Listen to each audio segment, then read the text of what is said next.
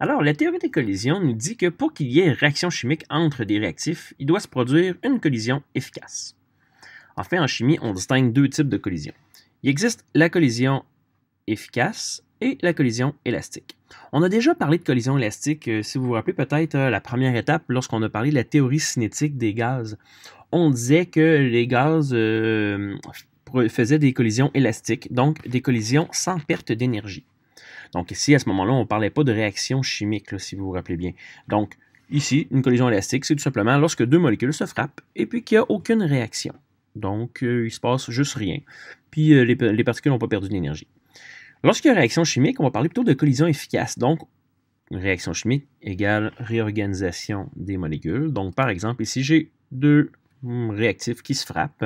Et puis, par exemple, mon dioxyde d'azote s'est transformé en monoxyde d'azote, alors que mon monoxyde de carbone s'est transformé en dioxyde de carbone, comme on peut le voir ici. Mais là, pourquoi certaines collisions sont efficaces alors que d'autres vont être élastiques? Je vous ramène encore une fois à la première étape. Donc, on a une vidéo ici, là, une animation que je vous avais déjà montrée au début de l'année. On peut voir ici là, un mélange de deux gaz. Ça aurait pu être deux réactifs quelconques. On observe là, que toutes les molécules n'ont pas la même vitesse.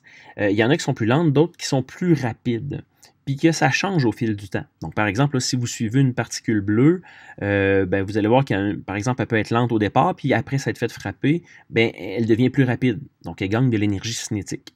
Alors que d'autres, c'est le contraire, ils vont perdre de l'énergie, ils étaient rapides, ils ont frappé une autre molécule qui était plus lente, deviennent plus lentes, donc ont perdu de l'énergie cinétique.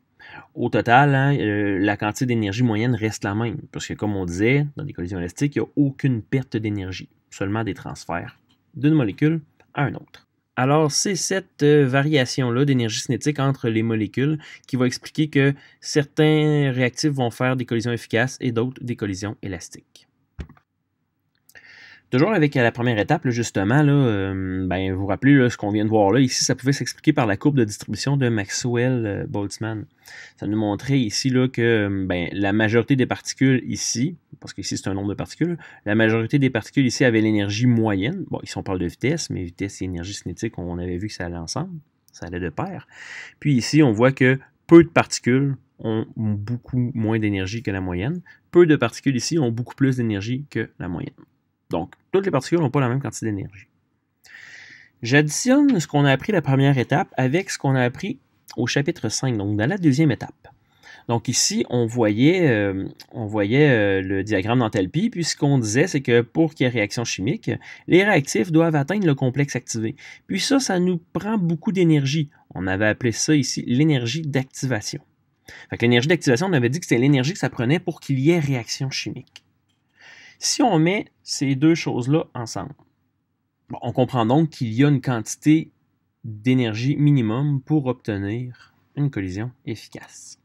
On peut illustrer ça ici par cette courbe-ci. Dans le fond, c'est la courbe de Maxwell-Boltzmann auquel on a rajouté finalement une espèce de barre, une barre d'énergie minimum ou énergie d'activation. C'est la même chose parce que dans le fond, l'énergie minimum que ça prend pour faire une réaction chimique, ça correspondait à l'énergie d'activation.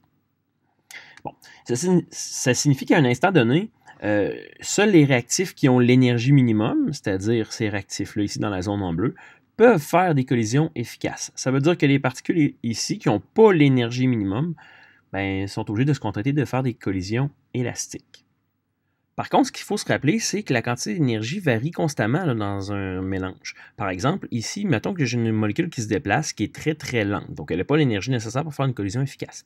Elle peut se faire frapper par un autre produit ou un autre réactif, parce que de toute façon c'est un mélange, puis devenir très rapide et avoir maintenant l'énergie nécessaire pour faire une collision efficace. Donc, éventuellement, toutes les molécules pourraient peut-être réagir.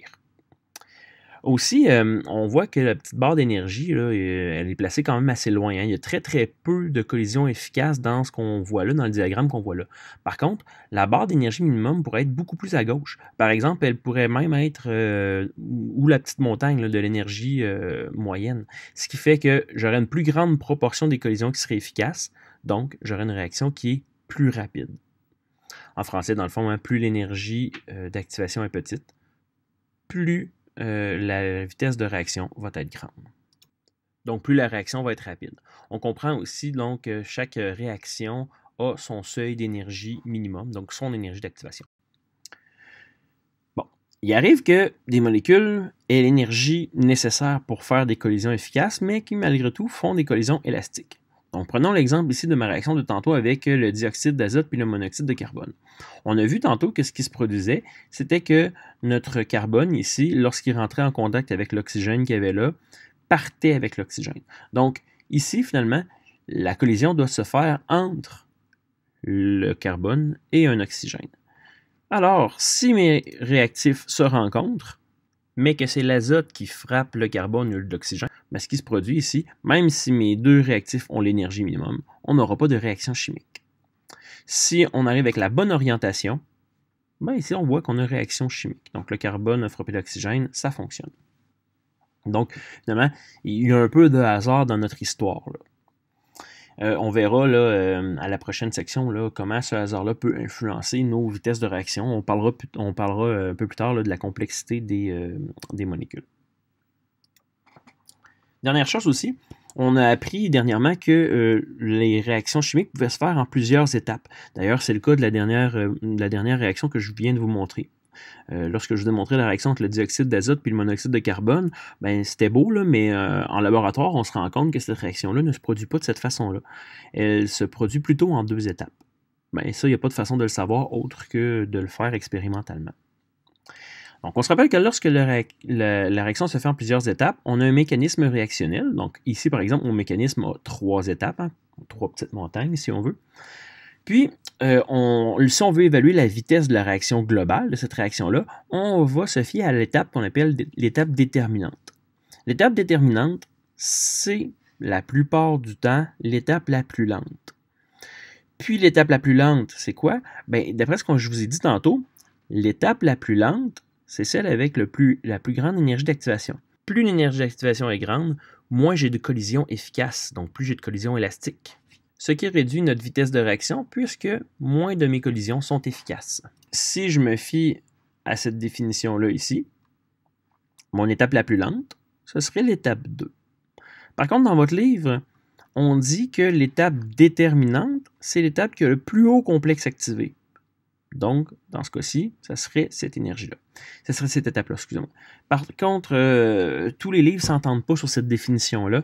Donc, pour moi, là, cette année, là, je vais vraiment rester dans la définition ici, là, en gris. Là. Pour moi, l'étape déterminante, ça va être l'étape la plus lente.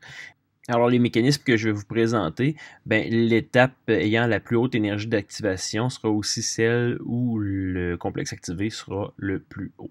Donc, il n'y aura pas de confusion. Alors, c'est tout pour la théorie des collisions.